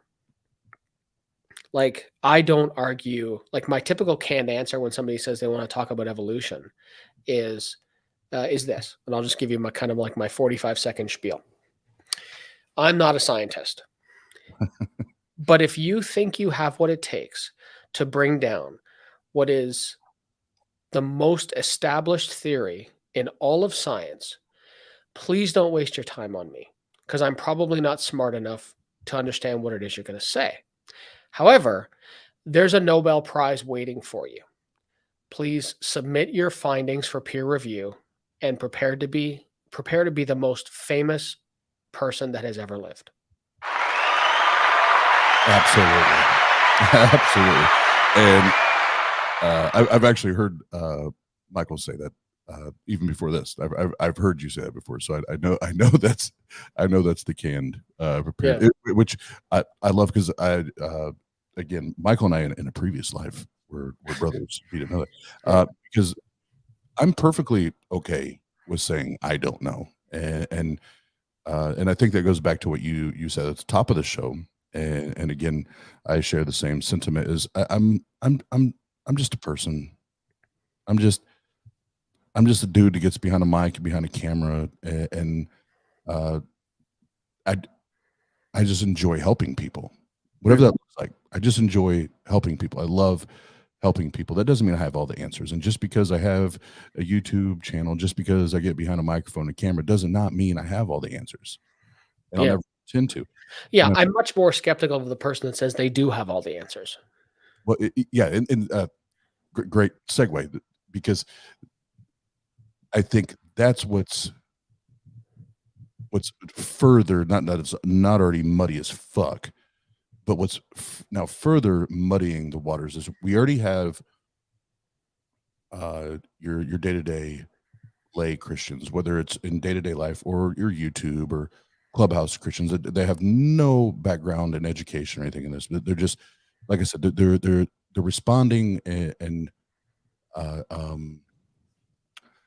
reacting and formulating based on what they're being fed, and then they're regurgitating it in their own way. Is we already have a group of people that think they know everything because of the book, the Bible, right? Mm-hmm. They already think they have all of the answers. They think, but now all of a sudden I'm hearing more and more, which I think could be very problematic in the future, is not only they have the book, now they're using these philosophical terms and arguments and turning it into their own, to where it's just, now they're drowning in the delusion. They're drowning in it, and they're lost because now they have philosophy and this historical book, right? That have all these historical facts in it. So now they can attack it from a philosophical angle, and now just from a historical textual angle, and I see that as dangerous for them. Yeah, I think it could be dangerous for them, and if I'm following what you're saying, then I think it could be dangerous for them because they are continuing to, like, they haven't just drank the Kool-Aid, but now they're drowning in the Kool-Aid. And so it's interesting because you talked a minute ago where, like, people argue philosophically, and then they have this historical book, and then they think they also have scientific evidence, right? And stuff like that. And when it comes to those three different things, I think there's interesting arguments against all of those things, right? So I spent a lot of time talking to believers, and they come up with these quote unquote arguments, for God's existence.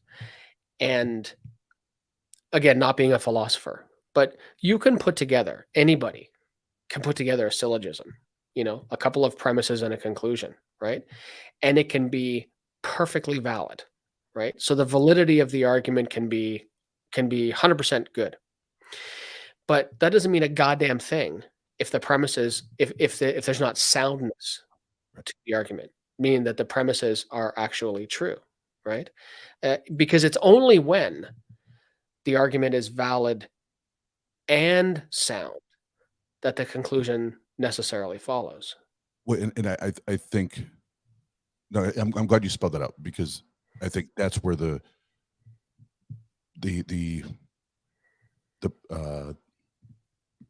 possible problem arises. Is it doesn't matter to them. It doesn't matter if it's sound. Why? For the same reason it doesn't matter if the Bible is sound. because God. Well, sure, yeah, but that depends on, because I mean, and I've never had a problem with, and actually I quite respect, like, 'cause when you break it down to the lowest common denominator. I've had these conversations with Matt Slick. I've had these conversations with Saitem Bruggencate. I've had these conversations with Kent Hovind. And it all, when you break it down to the lowest common denominator, it's faith. Yeah. And that's fine. I have no problem with a believer telling me that they accept something on faith. Hebrews 11:6 commands you to do so, right? Without faith, it's impossible to please God. I'm fine with somebody saying it all comes down to faith. Just Right? say that. Just say that. Yeah. But But tell me you believe it. Don't tell me you know it. Right. And I won't name names, but there's 2 or 3 that are major contributors to this on the Clubhouse platform, where I'm not making a knowledge claim, but yet you'll turn around and say I know. Yeah. Well, which is it? You just have a belief and you're open to it being demonstrated to be incorrect? Yeah, but there's a difference between, and this is where when I'm engaging with people now, I've become more discerning. Well, ask my wife; she'll tell you whether or not I'm how honest I'm being.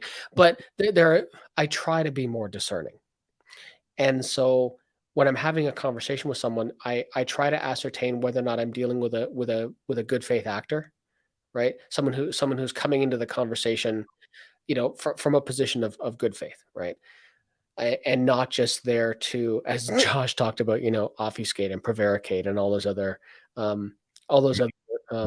Those aiding words. yeah, those hot button words that are all associated with one particular garbage human being. Ding dong. Precisely. And so if someone isn't coming at it from a good faith perspective, I have my fuck budget is in overdraft. When it comes to that, I have 0 fucks to give. I have no time for that kind of bullshit. Absolutely. And yeah, I align with you there. And that's why I said I am very careful how much energy and time I put in that, because to me and for me, Michael, I've never met a Christian. And call this anecdotal if you want, but I've yet to meet a Christian that was convinced via philosophy, that was convinced and converted via the Kalam or any of the cosmological arguments or fine tuning, or no, it was an experience. It was a feeling. It was a moment, right? Yeah. And they think that they felt and or heard the presence of God or the voice of God, which they obviously can't duplicate or replicate or demonstrate to anyone else other than themselves. Of course. And that's where it all falls apart for me, because I'm just a dude, man. Like I said, and you said the same thing. I'm just a dude, and the only thing that I know how to interact with is the reality that's been presented to me. Yeah. And I don't talk to any other supernatural beings. No, it's true. To the individual, I am very, very cautious not to disregard someone's personal experience. To the individual that has an experience, I don't think you'll find anything more convincing. Oh, right. I agree. You'll talk to people and they'll get emotional about this, right? And so much of this, so there's so much emotion wrapped up in this, and they'll get in your face, Oz, and they'll be like, I know what I saw. I know what I felt. You can't tell me what I felt. And they'll get right in, and you can see the emotions is bleeding from their pores at that point. To that individual, you will not find anything more convincing. Right. But to everybody else, it's cool story, man. right? And I'm fine with, and this isn't I'm not the one who said that. I can't remember where I read this, but basically some people just look at it as a cliche, and that's fine. But your experience can't be my evidence, Oh, absolutely. Yeah, right? absolutely. And so the Bible's very clear, right? It says in more than a few different places. It says wherever two or more are gathered in my name, I'm there. Anything you ask for in prayer, believe that you will receive it, and it will be yours. And so, I mean, like the Bible provides a methodology for testing the claims, right? But then, unfortunately, it throws in the caveat that says, "Oh, thou shalt not put the Lord thy God to the test." Damn it. So that's unfortunate because because it's right there. We could test this theory out, right? Oh, we can't do that. You can't test God. Well, I love that you use that exact scripture because we have about 5 minutes left. I think that'll be this is going to be a great exclamation marker, exclamation point on this, because Sure. you brought up a scripture that I use all the time in reference to my mom's passing, because she was taken to the hospital ICU. I think it was about 2 weeks. She was on life support, brain dead, and everyone but myself and Aunt Kathy, my Aunt Kathy, that was in the waiting room or in the room, everyone else were very hyper spiritual Christians, right? And they're praying, they're Right. putting anointing oil over the door, praise and worship music getting played 24 hours a day, and like the crazy shit, right? And that was one of the, if not the verse that I and we, Aunt Kathy and I heard the most. Is, where two or more are gathered in his name, there he is in the midst, and anything that you ask shall be given to you. Yep. And blah blah blah. And I remember there was once or twice in the waiting room when I would I'd find a little corner and just sit by myself. And there was a night or two that on my back patio when I'd go home and visiting hours were over, and I was sitting out there, and I remember even as a non-believer, as an atheist, saying, "All right, God, if you happen to be there, if you just so happen to be out there somewhere, it's showtime, bro. Mhm. It's showtime. You have all of these, like, and my mom knew people like globally because of the ministry and what she Yeah. did. You have not two or three, you have hundreds, if not thousands, of people calling on your name for this one very specific person, this one very specific situation. And your book says then you should be in the midst. And Right. if there, and we ask these things on your name, they should be given to them, those that are praying. But guess what? Nothing ever changed. Yeah. Nothing. Her brain ever changed. It only got worse, and we end up having to pull the plug. So God, where were you? So here's another startling parallel. A little story I'm going to tell you. April 3rd, 2001. My sister Ruth went into the hospital complaining of flu-like symptoms. Within 3 hours, she was in the same shape that your mother was in. Mm. Heart, lungs, kidney, liver, all shut down. She was on life support in a coma. She died a month later. And again, my mom, right, firm believer, stood in the room. That was the first time I'd ever heard the title intensivist. That was the doctor that was introduced to us. He's an intensivist. So he deals with basically the sickest people. And he looked at us as a family and he said, I'm going to be straightforward with you. He said, I've never seen anyone this sick live. And we went into the room. They didn't even know what was wrong with her at first. So she was in a fucking plastic bag.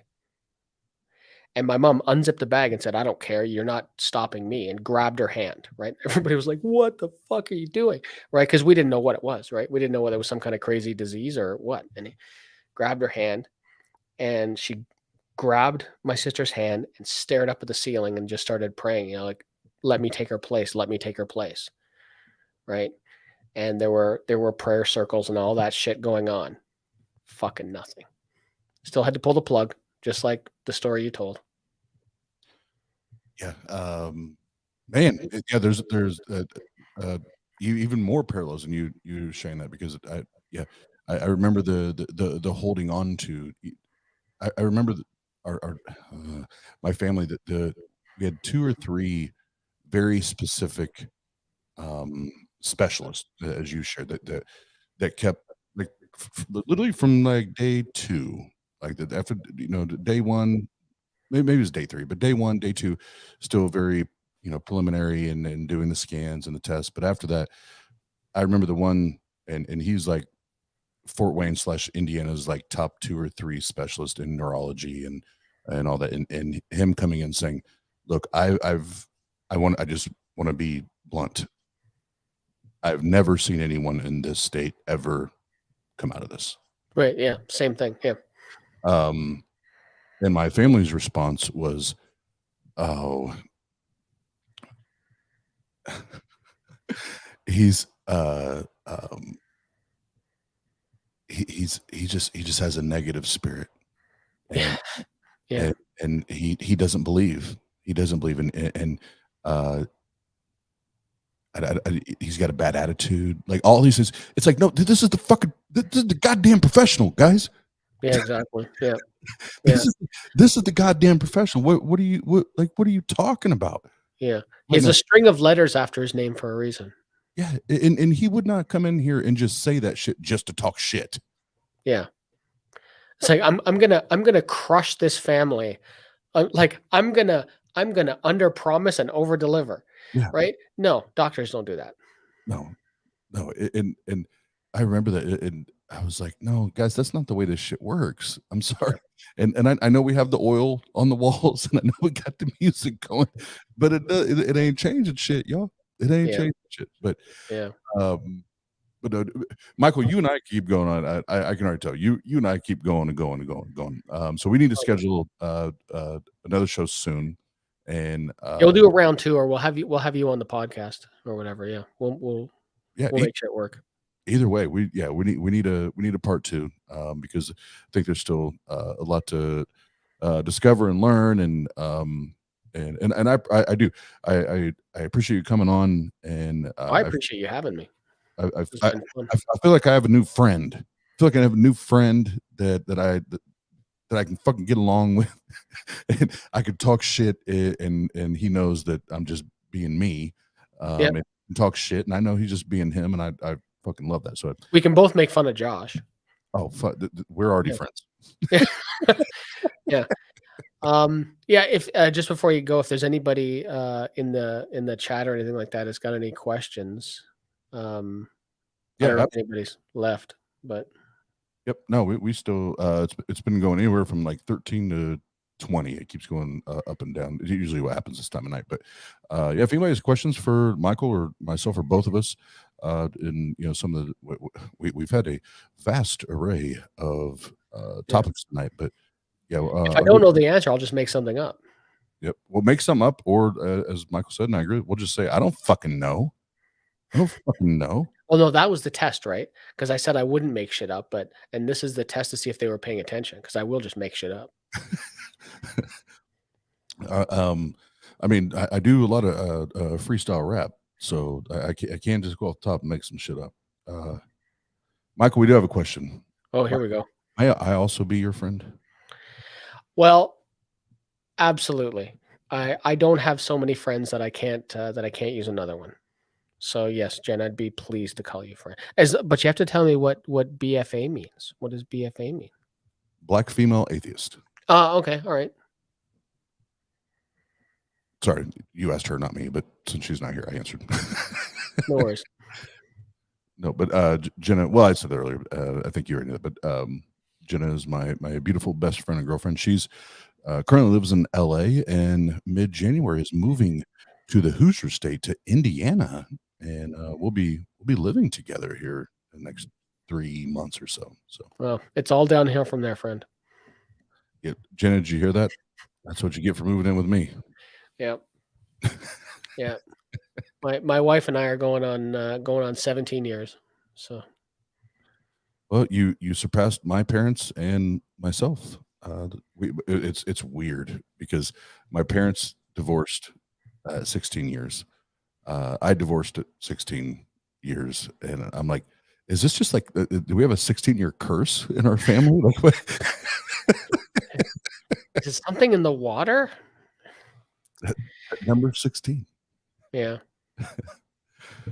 But yeah, yeah, that will be, well, we've already stayed together. But yeah, when she moves to Indiana, LA to Indiana, yeah, that's a big change. Well, yeah, you're going from the kind of liberal rim to the, I'm not sure of what notch on the Bible Belt you're in at that point, but you're in fucking Mike Pence territory. Jesus. Well, I was about to say it's the Penn State. I call it the Bible Belt 2.0. Oh, 2.0. Okay, all right. Yeah. We have dear friends that are just outside Independence, Missouri, and love them so much. And it's just fucking wackadoo in some of these places. Yeah, well, here in Fort Wayne, where we held Better, the event, this is it's literally called the City of Churches. And I could probably, so I live downtown on the 7th floor, and I see, like right now when I look out the windows, I can see the city, the skyline or whatever. I could throw a handful of rocks or pebbles out the window and probably hit about 8 churches. Wow. I mean, it's crazy. And the last time I looked was several years ago now, so this may not be as accurate.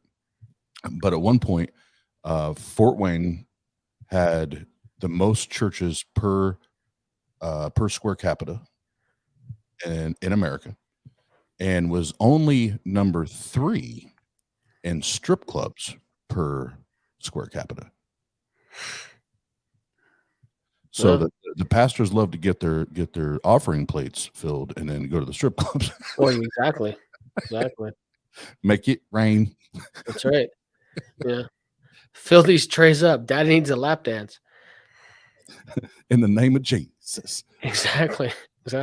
Jesus is coming, and I want to too. Fuck yeah! If Jesus gets to come, so do we. Exactly. But no, Michael. One last time before we wrap up, I want you to let everybody know, in the links we put in the chat and Jena's put in the description. But let everybody know one more time where they can find you, what it is that you do, what you do, and then whether it's here or on your podcast, we'll schedule round 2. I just rhymed and didn't even mean to. You're welcome, everybody. Look at that. That's how do I follow that? Okay. Yeah. So again, Oz, thanks so much for having me. I'm Michael, half of the Canadian Atheist podcast. I do it with my dear friend Dean, who's my support system and my rock. Few ways to reach out to us on Twitter at @the_CA_podcast. Email the CA, just like it sounds, THECA@rogers.com, or www.thecapodcast.ca. And that'll link you to all 171 or 72-ish episodes. We've been lucky enough to have some amazing guests, everything from Lawrence Krauss and Aaron Ra to the great Joshua Bowen to even the more infamous like Ken Hovind and Cy Ten Brugencape. So and send us an email again if you're whether you're a believer or a non-believer. Love to hear your story and get to know you better. Absolutely. And there it is. We'll throw it up real quick. So the Canadian Atheist, the CA. That's right. Well, again, I had to put the CA in because, again, if I have to type out the Canadian Atheist every time, I'm lazy. Yeah, so that's the episode with Steve Ironside from RFR that's on there. That's the latest one. And then I'll cheat. Oh, look there! Look at that mug on there. That motherfucker! Look at that motherfucker! Yeah. I know that guy. I know that guy. Yeah. If you go onto YouTube, you can find me having lots of conversations. This is actually a good one here. Nate from the Ask a Christian forum on Clubhouse. We actually had a really good chat. So you can find me on Clubhouse, Michael the CA as well. Yeah, I get around. That was Baja Con where I got to meet Josh and Dave and Dan Barker and his lovely wife, Anna Laurie. So it was good. Dave Warnock, the legend. Yeah, he's awesome. He's awesome. Legend. Yeah, his story, when he got through telling his story, he was walking towards the back where some of the tables were set up, and I just walked up to him and I says, I got to give you a hug, man. Yeah. And yeah, his story was just so touching. Yeah, it was a three-headed monster. It was Seth Andrews, Dave Warnock, and Matt Dillahunty were from the atheist side. Yep. That was the three-way punch that knocked me out when I was questioning and deconstructing, and yeah. walking away. And I'm very honored and I mean it, fucking humbled that like Dave Warnock has become like a father figure to me, and I fucking, that blows my mind because I was always like, oh, I wish I could just meet this guy, and now not only to meet him, but he's like a voice in my life, and yeah, he's badass. Yeah, he's truly, yeah, so we met up at Baja Con late August, and I was messaging back and forth with him, so he will be coming on the podcast at some point, but we're away next week. We're going on a trip, and so when we get back, we'll schedule something up. Seth's been on the podcast. Matt's been on the podcast as well. Yeah, we've been exceedingly fortunate. I met up with Armin Navabi, who's the head of Atheist Republic. Mm-hmm. I met him at Imagine No Religion 7, which is the granddaddy of atheist conferences that was in Toronto about, I want to say, 6 years ago. Met Armin there, and he came on the podcast. He was gracious enough to come on the podcast, and then he blasted us out to his worldwide audience. And I'm still blown away. Like I go back and I look at the data, and the last episode 171, when Steve Ironside was on, we had downloads from this place. Here's a question for you. Do you have any idea where the Faroe Islands are? I don't fucking know. Yeah, neither did I until last week. They're a little group of islands in between Greenland and Iceland. Awesome. This big on a map. And I'm like, where the fuck? And I'm like, what? And then we had a few downloads from there. I'm like, what the fuck?